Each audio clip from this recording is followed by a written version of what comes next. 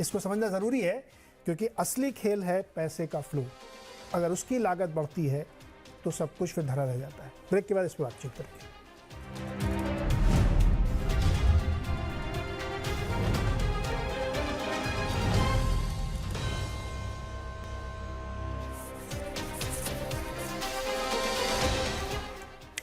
स्वागत है एक बार फिर से आपका इस वीकेंड स्पेशल मार्केट चर्चा में। और हमने दो विषय बड़े विस्तार से बहुत डिटेल में चर्चा की और आपको दो बोनस भी मिले हैं। दो सेक्टर पे भी हमने चर्चा कर ली, एक डिफेंस और दूसरा होटल सेक्टर में, और मेटल में भी हल्की सी चर्चा अजय जी ने करी दी है। तीसरा विषय जो और महत्वपूर्ण है, जो आपके मन में सवाल होगा, उसका जवाब ढूंढने की कोशिश करते हैं कि आरबीआई अपनी क्रेडिट पॉलिसी में क्या करेगा। क्या वो ब्याज दरें बढ़ाएगा, नहीं बढ़ाएगा? अगर बढ़ाएगा तो क्या लॉजिक है, और नहीं बढ़ाएगा तो उससे क्या लॉजिक बैठता है और क्या उससे होने वाला है, क्योंकि ये हमारे लिए बहुत ही इंपॉर्टेंट है। अनुराग जी, आपसे शुरू करते हैं। आप तो जो कि इंडियन मार्केट को भी बहुत करीब से ट्रैक करते हो और बॉन्ड मार्केट और ये सब में आपकी जो है बड़ी गहरी दिलचस्पी है। आरबीआई के लिए इस समय आइडियल क्या होना चाहिए? बढ़ाना चाहिए, नहीं बढ़ाना चाहिए? नीरज, वो कॉम्प्लेक्स है थोड़ा, बिकॉज अगर रेट नहीं बढ़ाएगा नीरज तो एक्सचेंज रेट में गिरावट आ जाएगी। और the last thing any country this point in time, ये थोड़ा सा समय है लेकिन इसको काटना होगा, क्योंकि आपकी करेंसी नहीं गिर सकती है और फिर आपके इंपोर्ट्स महंगे हो जाएंगे। अभी देखिए बैलेंस ऑफ पेमेंट तो इंडिया का अच्छा आ गया है, तो maybe there is some comfort. Deep dive में मार्केट क्या सोच रहा है वो हमें पता लगेगा, लेकिन मुझे लगता है 25 बेसिस पॉइंट उनको उनको चलने देना चाहिए। एंड देन उससे करेंसी एक स्टेबल लेवल पे रहेगी और उसके बाद देखेंगे आगे फेडरल रिजर्व का क्या मूव होता है। और अगर टर्न कर जाएगा then it's all the more very good for everyone. That's my broad sense Neeraj. लेकिन और अनुराग, क्यों फॉलो करना चाहिए हमें फेड को? हमारी जो 250 बेसिस पॉइंट की हम बढ़ा चुके हैं, हम प्री कोविड लेवल से ऊपर जा चुके हैं। एक बार स्किप करें हम मेरा मतलब ये है कि मैं मानता हूँ कि शक्तिकांता दास जी बहुत ही ब्रिलियंट आदमी है और उन्होंने जैसे मैनेज किया है वो कमेंडेबल है। वर्ल्ड का बेस्ट मैं मानता हूँ कि सेंट्रल बैंकर है जिसने नोट नहीं छापे और आज हम कंफर्ट जोन में है। लेकिन अब मुझे लगता है रुकना चाहिए। ये कई रिपोर्ट्स भी करी सर, मुझे नहीं लग रहा है। एसबीआई की रिपोर्ट पढ़ी है, उसने भी यही कहा कि अगर स्किप कर दें तो बड़ी बेटर है, क्योंकि ऑलरेडी आप काफ़ी बढ़ा चुके हैं। तो आप एक बार स्किप करिए, देखिए किस तरह से होता है। करेंसी हो सकता है कि 83 के ऊपर चली जाए, तो आपकी पिछले 7-8 सालों की करेंसी डिप्रिशिएशन देखिए ना। अगर आप दो आज़ादी के बाद से हर साल अगर हम 2% जोड़ें तो आप उस लेवल पर नहीं खड़े कि आपकी करेंसी बहुत ज़्यादा कमज़ोर हो जाएगी। तो थोड़ी बहुत अगर हो भी जाए लेकिन इधर बचेगा, क्योंकि ये जो 10, 11, 12% पे ब्याज दर पहुँचने रही है, ये बहुत बड़ा चैलेंज क्रिएट करेगी। तो इसमें क्या बुरा है? एक बार स्किप कर देना चाहिए। क्यों फेड को फॉलो करें हम? सो नीरज, उसमें दो चीजें हैं। एक तो उसमें कॉन्स्टेंटली आरबीआई के भी मॉनेटरी जो एमपीसी के मेंबर्स हैं, दे आल्सो से दैट हमारे रेट काटने से डायरेक्ट रिलेशन नहीं है इन्वेस्टमेंट का। सो कई बार ऐसा नहीं है कि हमने रेट बढ़ा दिया तो बहुत इन्वेस्टमेंट कम हो गया, because investment goes by the way of capacity utilisation. वो अगर बिलो 80 है और 70s में ही है, अर्ली 70s में है, तो फिर कैपेसिटी आप रेट को कम भी कर दीजिए तो नहीं होगा। आई अंडरस्टैंड कंज्यूमर उस पर फर्क पड़ता है, कंजम्पशन पे फर्क पड़ता है। Third, I agree Neeraj completely, we should not follow the western world. उनकी प्रॉब्लम अलग है, बट अनफॉर्चुनेटली एक्सचेंज रेट का समस्या ऐसी है जिसने जो हमें बाइंड कर देता है इन द शॉर्ट टर्म।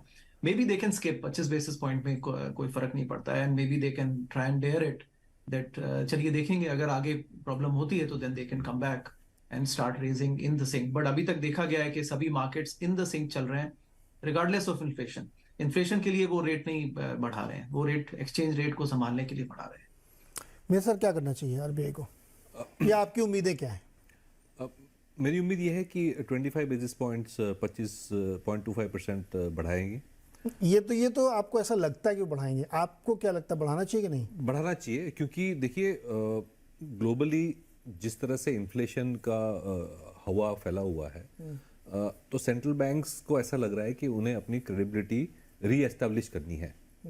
तो ऐसे अनसर्टन माहौल में भी आप देखें अगर, तो फेडरल रिजर्व ने भी टाइटनिंग करना बंद नहीं किया। ईसीबी ने 50 बेसिस पॉइंट्स बढ़ाया 2 हफ्ते पहले। तो मेरे ख्याल से ये जो एक सेंट्रल बैंकर्स का उद्देश्य है कि उनकी क्रेडिबिलिटी रीएस्टैब्लिश हो, क्योंकि पहले तो उन्होंने बहुत ज़्यादा स्टिमुलस कर दी, उसकी वजह से इन्फ्लेशन बढ़ा। इन्फ्लेशन जब बढ़ रहा था रिकॉर्ड लेवल तक, तब वो बोले थे ट्रांजिटरी है, ये तो चला जाएगा। सडनली 2022 में सबको लगा ये तो ट्रांजिटरी नहीं है, शायद स्टिकी हो गया। तो जो गलती पीछे की है उसको शायद ओवर कॉम्पेंसेट भी कर ले ये लोग, but that's the way psychology सबकी होती है। तो मेरे ख्याल से ये करते रहेंगे, ये उम्मीद है मुझे। प्लस इंडिया में जस्ट अभी न्यूज़ आया कि स्मॉल सेविंग्स रेट के जो नेक्स्ट क्वार्टर के रेट्स हैं वो 20 बेसिस पॉइंट्स से 50 बेसिस पॉइंट्स बढ़ाए हैं। तो ये तो नहीं हो सकता कि एक पूरा सिस्टम है वो ऊपर जा रहा है और जो हमारी बैंकिंग सिस्टम है वो रेज ना करे। तो मेरे ख्याल से उसको भी मैच करने के लिए बैंक, क्योंकि बैंक को डिपॉजिट अट्रैक्ट करना काफ़ी ज़रूरी है और वो हायर रेट्स पे ही होगी। ऑलरेडी हम देख रहे हैं कि लास्ट एक दो हफ्ते में जो CD रेट्स काफ़ी बढ़ चुके हैं। तो मेरे ख्याल से ये तो 25 बेसिस पॉइंट्स कोई सरप्राइज नहीं होगा। बैंक के पास डिपॉजिट शायद इसलिए ना कि उन्होंने डिपॉजिट रेट बढ़ाया नहीं ना सर, वो 10 बेसिस पॉइंट 15 बेसिस पॉइंट बढ़ाते हैं और इंटरेस्ट रेट 10% कर दिया आपने। तो आप ठीक, आपकी अपनी मैकेनिज्म चलती है वो जैसे आप चलाएं, लेकिन स्मॉल फाइनेंस में तो इसलिए बढ़ रहे हैं, स्मॉल सेविंग्स में, क्योंकि वो आप फॉलो द ट्रेंड वाली बात हो गई। अभी RBI ने भी अपना 8.51 कर दिया है 2033 वाले बॉन्ड का, तो आप ट्रेंड फॉलो कर रहे हैं। मेरा सवाल यहाँ पे है कि एक ऐसी पिक्चर मैं आपके सामने खींचता हूँ, 16 से 17% की credit growth, fantastic, below 4% NPA industry wide banking का, और SMEs को, रिटेल को ज़बरदस्त लोन हो रहा है, कॉर्पोरेट लोन भी खूब हो रहा है, कई बैंकों में 22-24% की ग्रोथ है। लेकिन ये पीक पे खड़े हैं।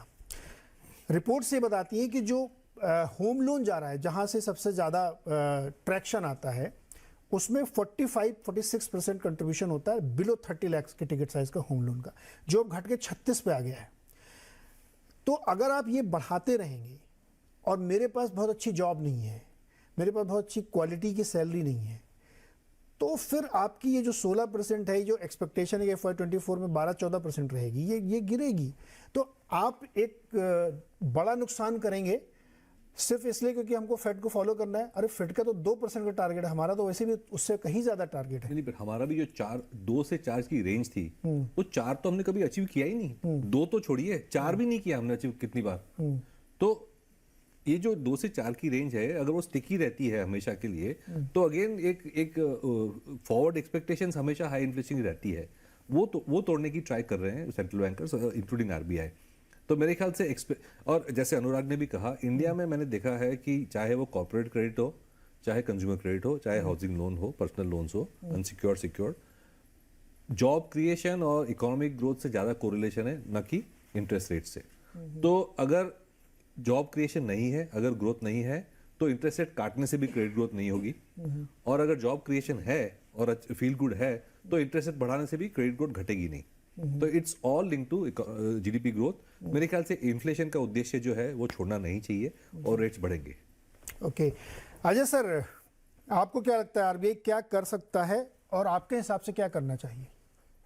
देखिए, RBI मेरे हिसाब से 25 बेसिस पॉइंट बढ़ाएगा रेट, और बिल्कुल करेक्ट बढ़ाएगा, बिकॉज आपने तो सारी बात जो करी वो एक तरफ की करी जो लोग बोरो करते हैं। आप ये देखिए कि जो लोग सेव करते हैं उनको पिछले दशक में कितना नुकसान हुआ है, क्योंकि इंटरेस्ट रेट उनके डिपॉजिट का इन्फ्लेशन से बहुत नीचे रहा है।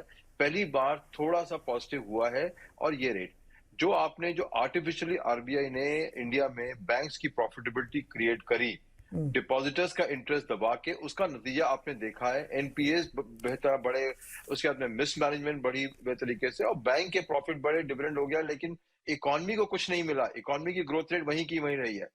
जब तक आप सेवर्स को आप पॉजिटिव रेट नहीं देंगे और वो रेट ऑफ रिटर्न इन्वेस्टमेंट्स भी थीसिस लगेंगी कि यार ये मुझे कमाना है मिनिमम, या आपने एक्सेस लिक्विडिटी डाल दी सिस्टम के। आपने बोला कि RBI ने नोट नहीं छापे, बिल्कुल गलत बोला आपने, बिल्कुल गलत बोला, बिकॉज बेतहाशा लिक्विडिटी RBI ने डाली बैंकों के अंदर में, और जिससे कि डिपॉजिटर्स का रेट 3%, 4%, 2% सेविंग बैंक में हो गया था। तो RBI ने अपने तरीके से डाली लिक्विडिटी, फेड ने अपने तरीके से डाली, दोनों ने बेहतर लिक्विडिटी, बट पहली बार सेवर्स का रेट पॉजिटिव होगा। दूसरी बात है, इन्फ्लेशन की मार सबसे ज्यादा लोएस्ट एंड पे होती है, जो आपने K-शेप की बात करी। अमीर को कोई फर्क नहीं पड़ता, बिकॉज कंजम्पशन उसके लिए तो बहुत जो बेसिक रॉ मटेरियल खाना है, ये पेट्रोल है, कंपनी में गया, खाना पीना बहुत छोटा पार्ट ऑफ कंजम्पशन है। एक गरीब आदमी के लिए एजुकेशन, दूध का दाम और ये सब चीजें बहुत बड़ी हैं। तो अगर आप इन्फ्लेशन को टेम नहीं करेंगे, जो इंडियन RBI ने टेम नहीं किया, और इंडियन RBI ने तो बल्कि लास्ट मीटिंग में आरबीआई गवर्नर ने लिटरली बोल दिया था कि अब हमें लगता है कि हम क्या करें, इन्फ्लेशन 6% से ऊपर चली रहा है। उसको देखते हुए, दो चीजें देखते हुए, इन्फ्लेशन को तोड़ना जरूरी है अगर किसी भी गरीब को इस देश में रहना है, और दूसरी बात है जो सेवर है उसको पॉजिटिव रेट नहीं देंगे, लॉन्ग टर्म इकोनॉमी नहीं चल सकती। दोनों को देखते हुए इंटरेस्ट रेट को बढ़ाना चाहिए और इन्फ्लेशन को तोड़ना ही पड़ेगा, बिकॉज इंडिया में अब भी हर कंपनी 1 अप्रैल से दाम बढ़ा रही है हर प्रोडक्ट के। आप फिर देखिए, चाहे आप ऑटोमोबाइल ले लीजिए, चाहे कंज्यूमर ले लीजिए। सर अजय सर, हाँ जी, 4.5-5% की जीडीपी ग्रोथ है और 7.5-8% की सेविंग एफडी रेट्स हैं और इन्फ्लेशन 7% के आसपास मान लीजिए, 6.5-7 मान लीजिए। ऐसे सिनेरियो में अगर हम फिस्कल मेजर्स नहीं ले रहे हैं, हम केवल मॉनेटरी मेजर्स के थ्रू इन्फ्लेशन कंट्रोल करना चाहते हैं, तो क्या एक ये सिनेरियो बेटर नहीं है कि मेरी सैलरी बढ़ा के मुझे इन्फ्लेशन से लड़ने दीजिए, रादर कि आप मुझे कह रहे हैं कि कुछ मत करो, घर पे बैठे रहो, महंगाई भी नहीं है और तुम कुछ काम भी मत करो। नीरज जी बिल्कुल सही कहा, बट इसमें आती है गवर्नमेंट की पॉलिसी। गवर्नमेंट की पॉलिसी कहती है कि हम कंज्यूमर को नहीं डायरेक्ट पैसा देंगे, हम कैपिटल एक्सपेंडिचर करके ही देंगे।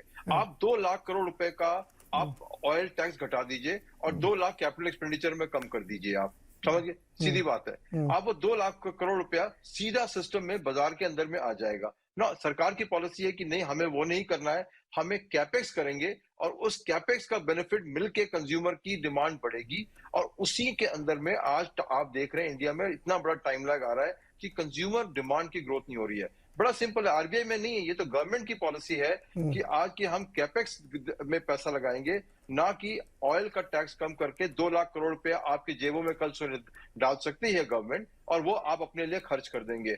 वो बढ़ाई इकोनॉमी। अजमेर जी ने बहुत बढ़िया बोला बात को। इंटरेस्ट रेट से इन्वेस्टमेंट कोई कंपनी नहीं देखती है कि मेरी फ्यूचर डिमांड क्या है और फिर वो इन्वेस्टमेंट का डिसीजन लेती है। तो आर्टिफिशियल इंटरेस्ट रेट नीचे करके आप कोई इन्वेस्टमेंट नहीं क्रिएट करें, कुछ नहीं क्रिएट करेंगे।